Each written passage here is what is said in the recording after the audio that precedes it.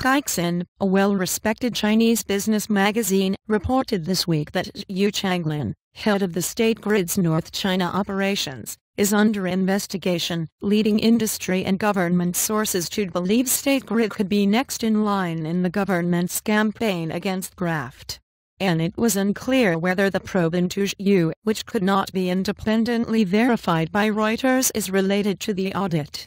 And in a statement via its microblog on Thursday, the State Grid called the audit routine. And this economic accountability audit is a routine audit arranged according to our systems, the statement said, without giving further details.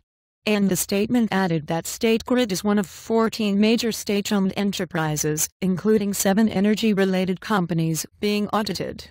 And industry sources told Reuters that State Grid Corporation, which transmits and distributes power to 1.1 billion people across close to 90% of China, is the central target of this round of audits. And the goal of the audits into State Grid and other firms is unclear, but industry officials said it is unlikely that auditors will emerge empty-handed. And they, auditors, will definitely uncover a bunch of problems, big or small, from an audit of any big state-owned enterprises, said a senior Chinese power industry official. And the audit, which started last month, has sparked investor concerns that Beijing may consider breaking up the State Grid's monopoly.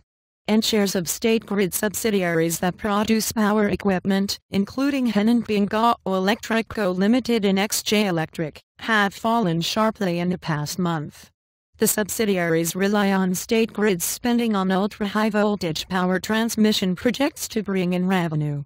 And investors are also worried about an investigation into State Grid Chairman Liu Zhenya, a strong proponent of the controversial ultra-high voltage technology. And Liu says the technology would revolutionize long-distance power transmission and help resolve China's geographical energy imbalance, but critics say the technology is costly and untested, and could make the system vulnerable to blackouts. And stunning tigers, and President Xi Jinping has vowed to target powerful tigers, as well as lowly flies, in a fight against corruption that he has said threatens the party's very existence. And it's beating gongs in the mountains to stun tigers, another source said, invoking a Chinese proverb.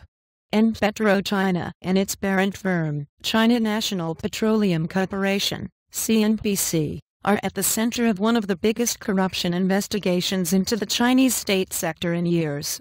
And in March, the chairman and the president of Three Gorges Corporation, the company that built the $59 billion project for the world's biggest hydropower scheme, stepped down, but the pair have not been accused of any wrongdoing. And the party's anti-graft watchdog published a scathing report in February saying some Three Gorges officials were guilty of nepotism, shady property deals and dodgy bidding procedures. The dam was funded by a special levy paid by all citizens. But analysts say a central purpose of the anti-corruption campaign may be to consolidate Eleven's power and remove opposition.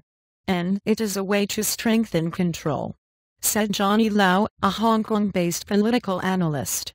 We cannot expect that Xi Jinping will take action against corruption only because he wants to make things clean. There is a hidden agenda.